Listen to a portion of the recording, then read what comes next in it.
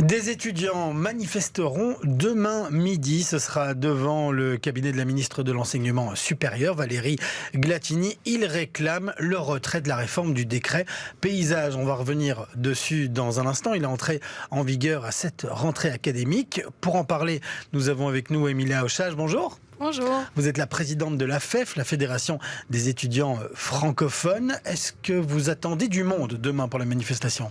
En tout cas, les étudiants sont assez énervés depuis cette rentrée et donc vont venir nombreux. Donc on espère qu'on sera un maximum pour pouvoir porter notre voix et se faire entendre par la ministre. Alors pour savoir de quoi on parle, on va peut-être rappeler cette réforme par rapport au décret paysage qui lui existe déjà depuis de nombreuses années. Et donc ce qui est entré en vigueur cette année, c'est que désormais les étudiants doivent réussir leurs 60 crédits à la fin de leur première année bac. Et s'ils ne réussissent pas l'entièreté des 60 crédits, ils restent en première, alors qu'avant, quand on réussissait 45 crédits sur les 60, on passait en deuxième. Donc ici, ce qui change, c'est qu'ils restent en première, mais ils peuvent éventuellement anticiper des cours de deuxième et ils doivent réussir leurs 60 crédits en 2 années maximum. Voilà, donc il y a aussi un nombre d'années maximum pour obtenir le diplôme de bachelier ainsi que le diplôme de master. Donc en définitive, ça devrait réduire le nombre d'années d'études pour réussir. Mais selon la Fédération des étudiants francophones que vous représentez, cette réforme va rendre l'enseignement supérieur encore plus élitiste que ce qu'il est, selon vous? Effectivement, on remarque que les études durent trop longtemps pour les étudiants. En tout cas, les étudiants sont obligés de pouvoir payer une année supplémentaire, ce qui fait que la précarité étudiante augmente et que la situation devient difficile. Et donc, au lieu de trouver les causes de l'échec, on vient répondre aux étudiants, on vient leur mettre une réforme qui vient limiter leur finançabilité. Donc, on vient mettre des timings très précis en leur disant si vous ne réussissez pas, en autant de temps, vous allez être exclu. Mais sans pouvoir résoudre les problèmes du taux d'échec. Et notamment, le taux d'échec, il vient de la situation socio-économique de l'étudiant, il vient du niveau de secondaire, il vient aussi de son genre, il vient du fait que l'étudiant se trouve surtout dans une situation de précarité où il doit jobber plutôt que d'aller en cours. Et donc, tous ces éléments-là n'ont pas été réfléchis, en tout cas n'ont pas été réformés. Alors, avant de poursuivre peut-être cette discussion et que vous continuez à avancer vos arguments, on va écouter la ministre Valérie Glatini qui avait bien sûr répondu à cet argument au moment de la rentrée fin septembre. Ce n'est pas de l'élitisme, c'est la promotion de l'excellence et en parallèle, il y a également un deuxième principe qui est fondamental, c'est celui de l'égalité des chances. Donc en parallèle, nous avons augmenté les aides à la réussite, mais aussi tous les moyens pour rendre l'enseignement supérieur plus accessible, comme les montants pour les allocations d'études qui ont été revus à la hausse.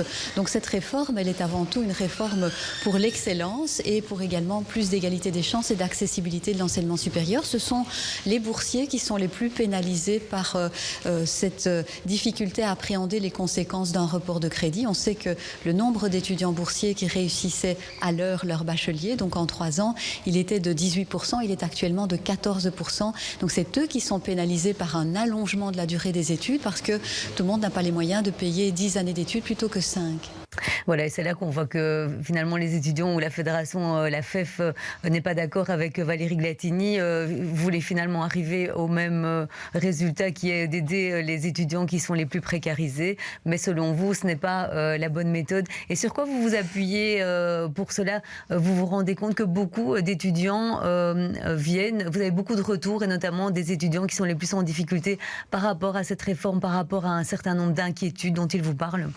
Effectivement, en plus avec la crise qui vient frapper les étudiants de plein fouet, les étudiants se demandent comment est-ce qu'on va pouvoir continuer à étudier, comment est-ce qu'on va pouvoir financer nos études sans forcément empiler job sur job et donc toujours être finançable dans les temps. Parce que c'est ce qui est remarqué, c'est que les étudiants ici prennent plus de temps pour réussir. Et donc, au moins, ils réussissent. Mais là, avec la réforme qui va venir les exclure, donc les étudiants les plus précaires, ceux qui ont le plus de mal à réussir, ils vont juste se retrouver sans diplôme à la fin. Et donc, c'est ça qui est critiqué. Et c'est ça qui est clair, c'est que pour lutter contre la précarité étudiante, il faut pouvoir s'attaquer à la précarité étudiante, pas juste mettre des timings, des balises. Et ça fait énormément peur aux étudiants qui viennent de rentrer dans l'enseignement supérieur. Ils vont se retrouver en fin de session. C'est un taux d'échec de 60%. Et ce taux-là, il est structurel, il n'est pas unique aux étudiants. Donc ça montre bien qu'il faut pouvoir agir sur des problèmes de fond. Et par rapport aux arguments qui sont avancés, ce que ce décret paysage avait induit lorsqu'il est arrivé en 2013, c'est qu'au final, on s'est retrouvé avec des étudiants qui traînaient des valises derrière eux avec des échecs dans certains cours, finalement, qu'ils avaient du mal à résorber et qu'au final, ça donnait à ces étudiants un faux sentiment de réussite.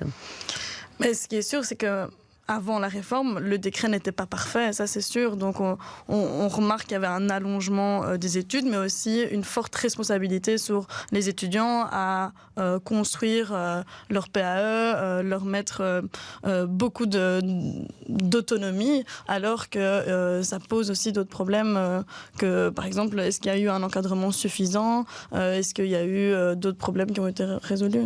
Mais donc sur cet aspect-là de pouvoir cumuler, ramener dans ces valises des cours de première année en deuxième année, vous comprenez qu'il faille évoluer et que ce ne soit pas la bonne solution? En tout cas, ce qui est sûr, c'est que au lieu de pouvoir réfléchir à l'organisation des études, donc les étudiants essaient de se débrouiller de n'importe quelle manière pour pouvoir terminer leurs études et avoir leur diplôme avec les difficultés qu'ils rencontrent dans l'enseignement. Donc c'est pas facile de réussir, mais pourtant on essaie d'avancer, sinon on va devenir non finançable. Et donc, oui, effectivement, tout ce décret paysage vient vraiment remettre la responsabilité sur les étudiants au lieu de pouvoir venir réfléchir aux problèmes de fond. C'est ça qui est bien critiqué. Alors, cette réforme du décret paysage, elle s'accompagne quand même de moyens financiers supplémentaires, et notamment pour aider les étudiants en difficulté. Ça, c'est une bonne nouvelle. Mais ça, effectivement, c'est une bonne nouvelle. Ce qu'on aurait préféré, c'est que ça se mette en lieu avant et qu'on puisse évaluer l'impact de ces aides. Est-ce qu'elles sont suffisantes? Est-ce qu'elles aident réellement les étudiants? Est-ce qu'elles sont bien mises en place?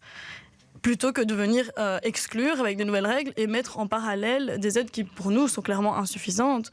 On demande à la ministre d'agir sur le coût direct et indirect des études. Elle vient nous dire qu'elle a augmenté les bourses d'études. Mais les bourses d'études, ça ne suffit pas. Elles ne sont pas suffisantes. Tous les étudiants n'ont pas droit à ces bourses. Pareil pour l'aide à la réussite. Pour nous, elle est clairement insuffisante pour le montant, en sachant que l'enseignement supérieur est complètement définancé depuis 20 ans. On a augmenté d'étudiants de 43%, mais pourtant le financement par étudiant a baissé de 15%. Et cette aide à la réussite, vous savez déjà quelle forme elle va prendre? Ça dépend d'un établissement à l'autre. Ce que vous craignez, c'est que ce soit dans certains établissements juste des éléments qu'on met en ligne pour aider l'étudiant, mais pas de réel cours à la réussite. Mais c'est ce qu'on critique, que l'aide à la réussite va être donnée aux établissements sans forcément savoir de quelle manière elle va être évaluée pour les étudiants. Les étudiants qui sont sous la nouvelle réforme, s'ils ont réussi moins de 30 crédits en première année, sont obligés de compléter leur PAE. Mais de quelle façon? Donc leur PAE, leur programme de cours, combien de crédits ils vont avoir. Ils sont obligés de devoir le compléter avec des activités de remédiation, d'aide à la réussite. Mais comment est-ce que ça va se dérouler dans les faits? Et quand on pose la question aux établissements, on n'a aucune réponse. Et donc en fait cette réforme, elle fait peur parce qu'elle va exclure les étudiants, mais en plus elle fait peur parce qu'il y a beaucoup de flou dont on n'a pas forcément de réponse. Alors demain, donc, on l'a dit, vous manifestez à midi, place sur les Deux Choqués. Vous avez bon espoir d'être reçu au cabinet par un représentant de la ministre ou par la ministre? En tout cas, ce qui est sûr, c'est qu'on va être reçu. Maintenant, est-ce qu'on va être entendu? On l'espère.